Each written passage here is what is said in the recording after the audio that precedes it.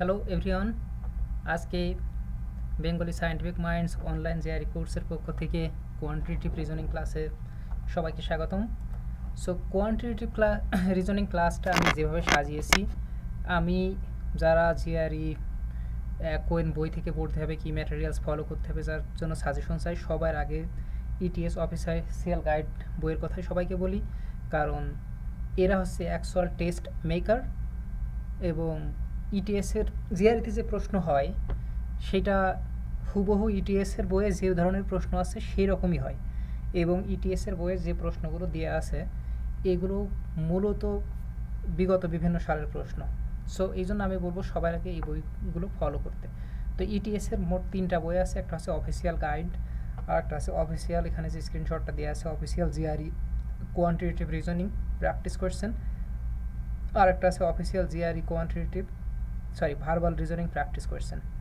সেই official GRE quantitative reasoning practice question এখানে total 150টা মতো রিয়েল টেস্ট কোয়েশ্চেন দেওয়া আছে।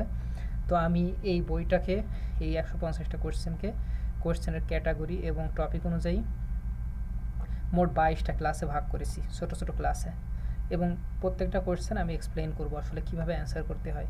তো জিআরই কোয়ান্টের একটা ট্রিক যেটা, সেটা কোয়েশ্চেনগুলো অনেক কমপ্লিকেটেড মনে হলেও এইটা যদি অ্যাপ্রোপ্রিয়েট স্ট্র্যাটেজি ফলো করে আগানো হয় বা অ্যান্সার করার ট্রাই করা হয় তাহলে খুবই অল্প সময়ে অ্যান্সার করতে পারা সম্ভব।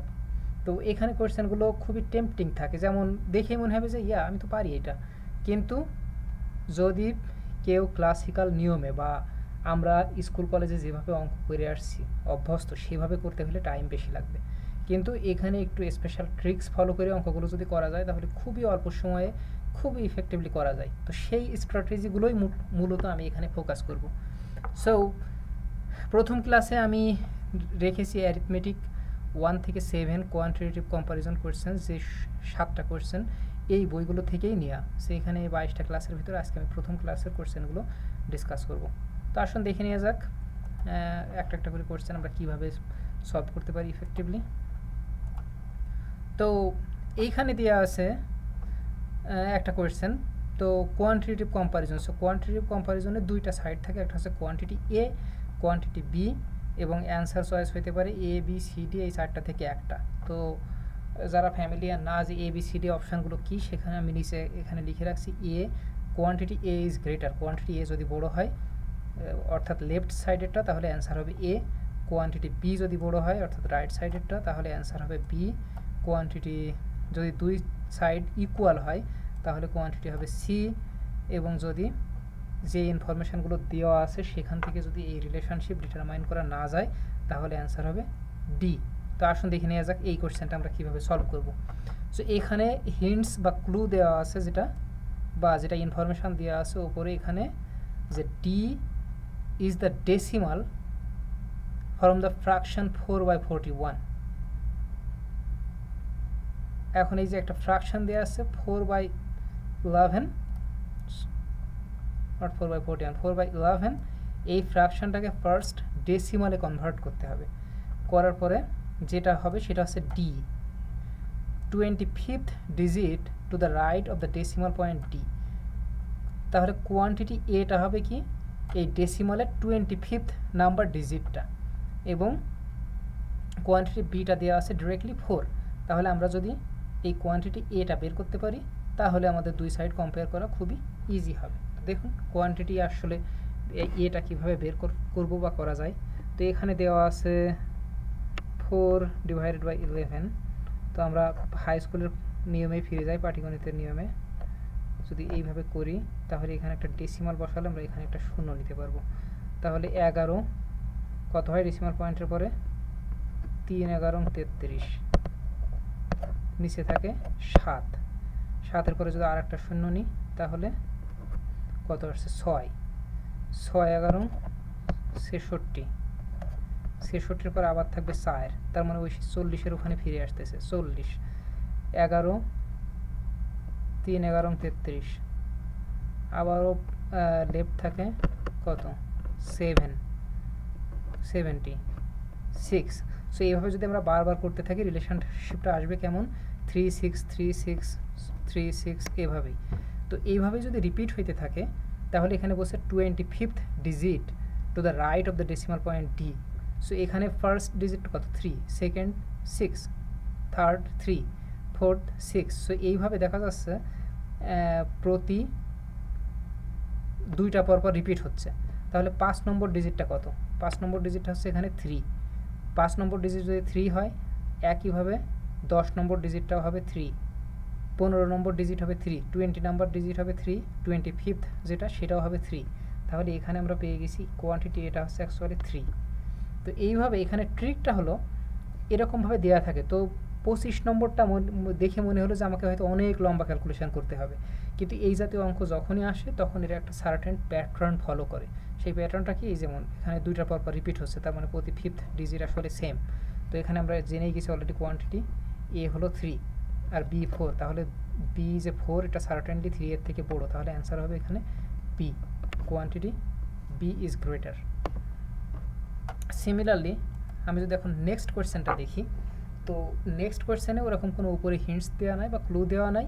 এখানে যেটা আছে সেটা হচ্ছে ডিরেক্টলি একটা ম্যাথমেটিক্যাল এক্সপ্রেশন দেওয়া আছে, cube root 270 minus cube root 10, আর ডাইন সাইডে দেওয়া আছে কিউব রুট 80।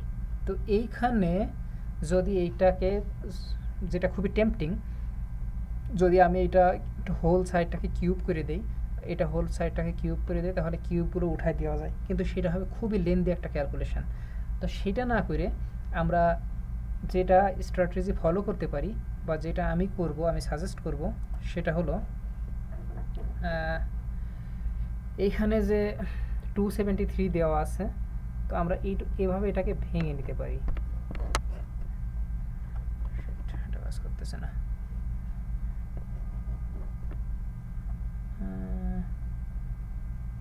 ইঙ্কটা গেল কই?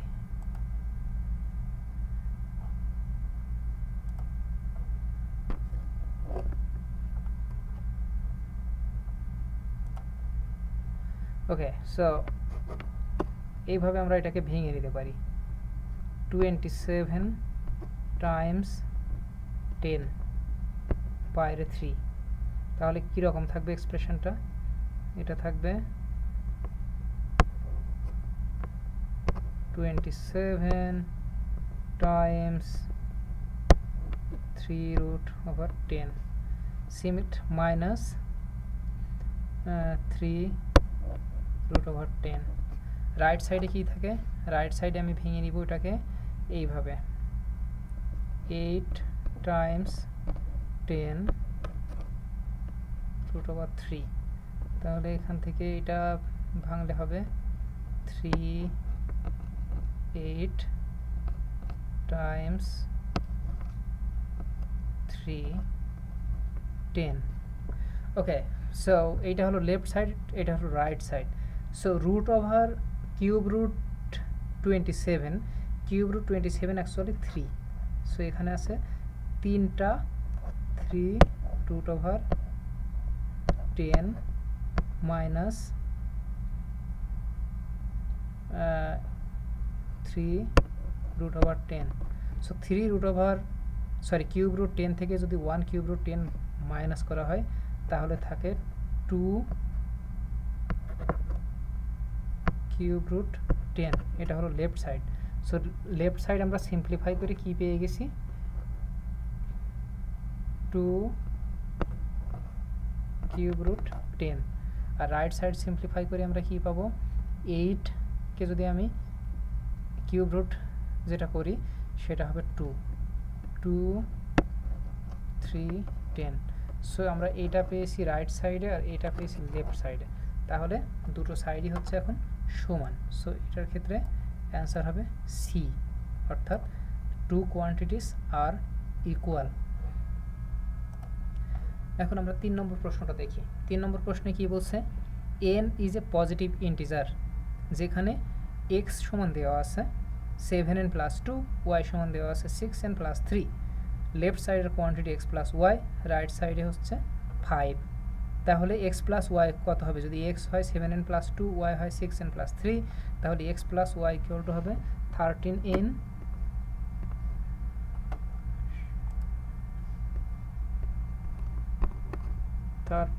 প্লাস 5 আর রাইট সাইড 5 স্ট্রেট দেওয়া আছে। তো যদি এখানে তাই হয়, এখানে বলছে n is a positive integer, তার মানে n এর মান হইতে পারে 1 2 3 4 5 এই ধরনের হইতে পারে। তো n যদি এখানে 1 হয় তাহলে 13n হবে 13 প্লাস 8 সরি 13 প্লাস 5 হবে 18। তাহলে n ইকুয়াল টু যদি 1 হয় তাহলে এইটার মান হবে কত, টোটালটা 18।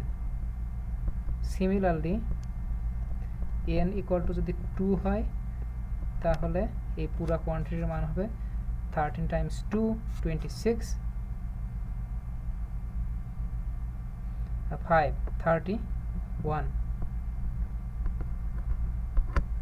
এখানে বলছে ওয়ান্স ডিজিট, ওয়ান্স ডিজিট বলতে প্রথম ডিজিটটা, সো এই ক্ষেত্রে ওয়ান্স ডিজিট হচ্ছে 8, এই ক্ষেত্রে ওয়ান্স ডিজিট 1। তাহলে যদি n ইকুয়াল টু 1 হয় সেক্ষেত্রে দেখা যাচ্ছে কোয়ান্টিটি এটা বড়, n ইকুয়াল টু যদি 2 হয় সেক্ষেত্রে দেখা যাচ্ছে কোয়ান্টিটি বি বড়। তার মানে এই n এর বিভিন্ন মানের কারণে এই অ্যান্সারটা চেঞ্জ হয়ে যেতে পারে, ভিন্ন ভিন্ন মান আসতে পারে। সেই ক্ষেত্রে অ্যান্সার হবে ডি, যে relationship can not be determined from the information given. এটা হবে অ্যান্সার ডি। তো নাম্বার 4, যারা এই ভিডিওগুলো দেখছে তাদের ইফেক্টিভ স্ট্র্যাটেজির জন্য আমি যেটা সাজেস্ট করব সেটা হলো আমার ব্যাখ্যাটা দেখার আগে ভিডিওটা পজ করে কিছুক্ষণ নিজে চিন্তা করা যে আপনি হইলে কিভাবে এই প্রশ্নটা সলভ করতেন, দেন আমার সাথে স্ট্র্যাটেজিটা মিলিয়ে নেন, তাহলে এটা ইফেক্টিভ হবে পড়ার জন্য। সো এইখানে এই কোয়েশ্চেনটা দেওয়া আছে r equal to 2, s equal to -7, quantity a দেওয়া আছে r minus s to the power 4, quantity b r to the power 4 minus s to the power 4। আচ্ছা, এখন আমি যদি ডিরেক্টলি ভ্যালুগুলো এখানে বসাই তাহলে r equal to 2, r equal to 2 minus s equal to -7 পাওয়ার 4।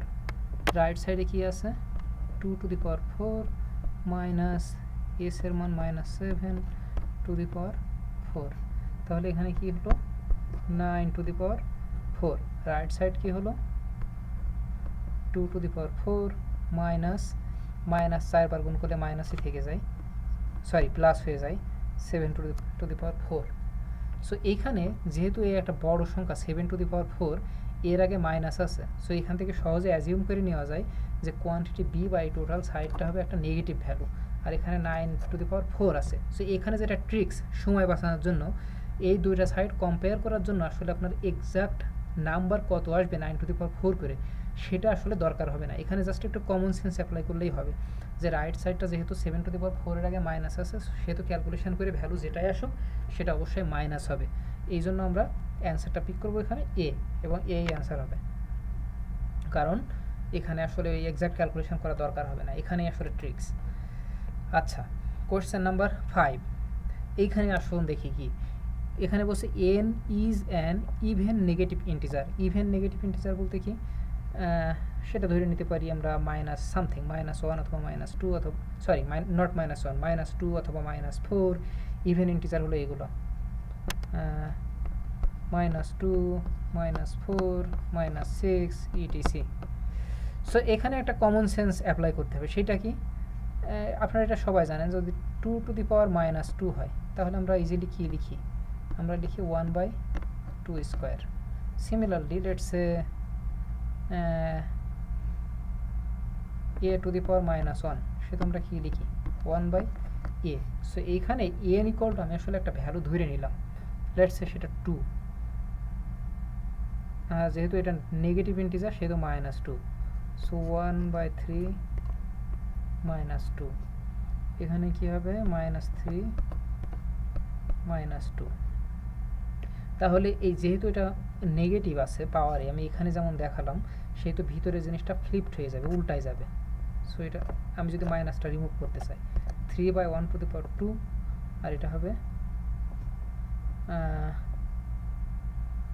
1/-3 পাওয়ার 2। তাহলে এখানে কি হচ্ছে, এখানে আসলে এক আমি বাদ দিলাম, তাহলে অ্যাকচুয়ালি হচ্ছে 3 স্কোয়ার, আর এখানে মাইনাসটা থাকবে না, মাইনাসটা যেহেতু স্কোয়ার আছে দুইবার স্কোয়ার করলে প্লাস হয়ে যাবে।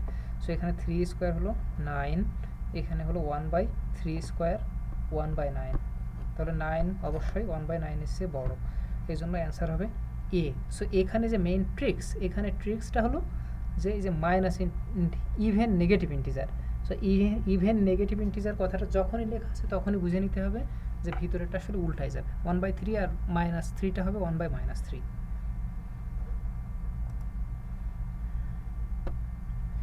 নেক্সট কোয়েশ্চেনে আসি, কোয়েশ্চেন নাম্বার 6। সো এখানে বলছে the today the price of a table was reduced by 20% from what it was yesterday, and the price of a lamp was reduced by 30% from what it was yesterday. Quantity A, the dollar amount of the reduction in the price of the table. So actual base value কত ছিল সেটা কিন্তু এখানে বলা হয়নি। So let's এখানে কত কিসের, এটা টেবিল। সো টেবিলের ভ্যালু গতকালকে ছিল 100, লেটস সাপোজ আজকে যদি 20% কমে যায়, 20% কমে যায়, তাহলে আজকের ভ্যালুটা হলো 80, বা 20% কমে গেলে ভ্যালুটা কমছে কত, -20 ডলার অ্যামাউন্টে।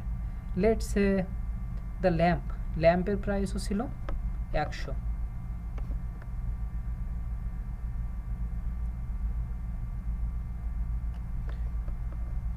তাহলে এটারও ভ্যালু কমছে -20, তাহলে এটা হবে ইকুয়াল ইন দ্যাট কেস যদি 100 হয়।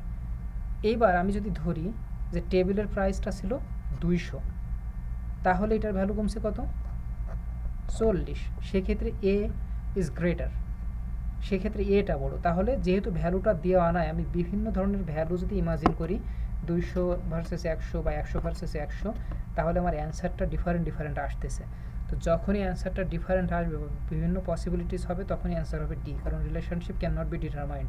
কেন ডিটারমাইন করা যাবে না, কারণ ওদের অ্যাকচুয়াল ভ্যালুটা কত ছিল সেটা দেওয়া হয়নি, শুধু দেওয়া হয়েছে যে 20% কমে। Percent does not mean anything unless you know the actual value, that's why the answer should be D. আমাদের আজকের টিউটোরিয়ালের লাস্ট কোয়েশ্চেনে আমরা চলে আসছি। সো এইখানে আমাদের দেওয়া আছে for 5 hours a photocopier copied at a constant rate of 2 pages every 3 seconds. Every 3 সেকেন্ডসে 2 পেজ করে একটা ফটোকপিয়ার কপি করতে পারে। So number of pages the photocopier copied in 5 hours, quantity B দেওয়া আছে স্ট্রেট 12,000। সো এইটা অনেকটা সিম্পল ডিরেক্ট ক্যালকুলেশন, কিন্তু ক্যালকুলেশনটা কীভাবে করলে আসলে সুবিধা হবে। সো এটা যদি আমরা 5 ঘন্টাকে পুরা 5 ঘন্টাকে সেকেন্ডে কনভার্ট করে আমরা পেজ নাম্বার ক্যালকুলেট করি, সেটাও অ্যান্সার আসবে, কিন্তু সেটাতে একটু ট্রিকি হবে বা একটু ক্যালকুলেশনটা লেন্দি হবে। সো আমি যেটা করব উল্টা করব, প্রতি 2 পেজ সে প্রিন্ট করে 3 সেকেন্ডে, তাহলে 1 মিনিটে কত সেকেন্ড, 60 সেকেন্ড। 60 সেকেন্ডে সে প্রিন্ট করে কয়টা, 40টা, মিনিটে 40টা। মিনিটে যদি 40টা করে তাহলে সে ঘন্টায় প্রিন্ট করতে পারবে 40 গুণ 60, 5 ঘন্টায় 5 গুণ 60 গুণ 40 কত হচ্ছে, 424, 524, 120, দুইটা শূন্য, 12,000, রাইট সাইডেও আছে 12,000, তাহলে অ্যান্সার হবে C, the two quantities are equal. So এইভাবে আমরা স্ট্র্যাটেজি ফলো করে জিআরই ম্যাথগুলো স্বল্প সময়ের ভিতরে ইফেক্টিভলি সলভ করতে পারি। So thanks for watching this video and please subscribe this channel to get more videos like this, and if you have any question please write in the comment section. Thank you all.